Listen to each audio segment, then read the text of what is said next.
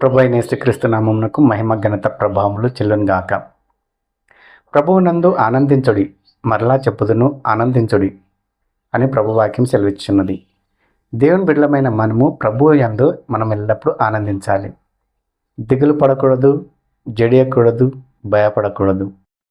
అన్ని విషయములలో మనము ప్రభువునందు ఆనందించాలి. అన్ని విషయములలో మనము దేవునికి కృతజ్ఞతాస్తుతులు చెల్లించే వారమై ఉండాలి.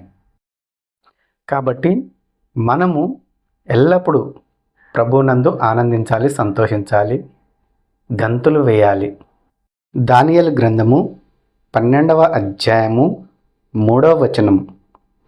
బుద్ధిమంతులైతే ఆకాశ మండలంలోని జ్యోతులను పోలిన వారై ప్రకాశించెదరు. నీతి మార్గం అనుసరించి నడుచుకున్నట్లు ఎవరు అనేకులను త్రిప్పుదురో వారు నక్షత్రము వలె నిరంతరమును ప్రకాశించెదరు. బుద్ధిమంతులైతే ఆకాశ మండలంలోని జ్యోతులను పోలిన వారై ప్రకాశించెదరు.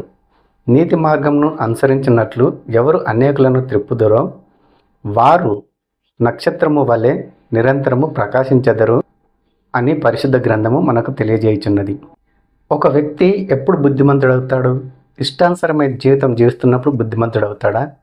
లోకంలో పడి లోకంలో ఉన్న పాపమంతటిని చేస్తూ లోకానుసారంగా జీవిస్తున్నట్లయితే ఆ వ్యక్తి బుద్ధిమంతుడు అవుతాడా?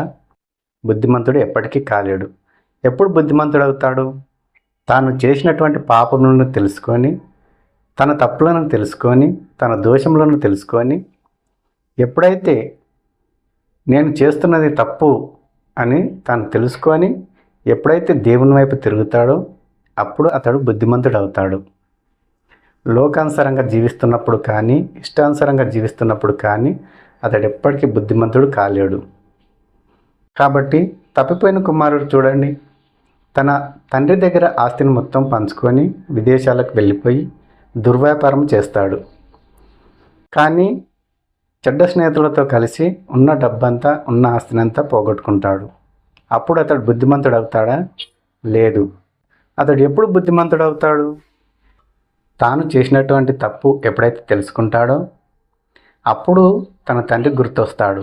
తన తండ్రి వద్ద అనేకులు పనివారు ఉన్నారు, వాళ్ళకు సమృద్ధిగా ఆహారం ఉన్నదని తప్పిపోయిన కుమారుడు ఎప్పుడైతే తెలుసుకొని తండ్రి వైపు తిరుగుతాడో అప్పుడు అతనికి బుద్ధి వస్తుంది. బుద్ధి వచ్చినప్పుడు అతడు వెనక్కి తిరిగి మళ్ళీ తండ్రి వద్దకు వస్తాడు. కాబట్టి అప్పుడు అతడు బుద్ధిమంతుడు అవుతాడు. బుద్ధిమంతులైన ప్రతి ఒక్కరూ ఆకాశ మండలంలోని జ్యోతులను పోలిన వారై ప్రకాశించెదరు. కాబట్టి నీతి మార్గమును ఎవరైతే అనుసరిస్తారో, ఎవరైతే నీతి మార్గమును అనుసరించి నడుచుకుంటారో, ఎవరైతే అనేకులను ప్రభువు చెంతకు, ప్రభు సన్నిధికి కానీ ప్రభు వైపు ఎవరైతే అనేకులను త్రిప్పుతారో వారు నక్షత్రముల వలె నిరంతరము ప్రకాశిస్తారు. కాబట్టి మనము పాపంలో జీవించినట్లయితే మనం బుద్ధిమంతులం కాలేము, బుద్ధిహీనులమవుతాము. కాబట్టి మనము బుద్ధిమంతులమై ఆకాశ మండలంలోని జ్యోతులను పోలిన వారం ప్రకాశించాలి. అలాగే నీతి మార్గమును అనుసరించి నడుచుకున్నట్లు ఎవరు అనేకులను త్రిప్పుతారో, అంటే మనము తెలియని వారికి దేవుని రాజ్య సువార్త ప్రకటించాలి. యేసయ్య గురించి వాళ్ళకు చెప్పి వాళ్ళను కూడా ప్రభు యొద్దకు, ప్రభు సన్నిధికి నడిపించాలి. అప్పుడు మనము నక్షత్రముల వల్ల నిరంతరము ప్రకాశిస్తాము. దేవుడు తన బిడ్డలు ఆకాశంలో నక్షత్రముల వల్ల నిరంతరం ప్రకాశించాలని కోరుకుంటున్నాడు. అలా ప్రకాశించాలంటే ముందు మనము బుద్ధిమంతులము కావాలి. పాపం జీవితం నుండి మనము విడుదలను పొందాలి. మన తప్పులను, మన పాపలను మనం తెలుసుకొని ఆయన వైపు తిరగాలి. నిరంతరము ఆయన వాక్యమును ధ్యానించాలి, ప్రార్థించాలి.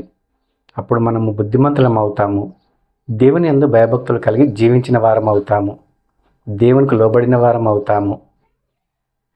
ఆయన రక్తంలో కడగబడి ఆయనకు సాక్షులుగా జీవించే వారం అవుతాము.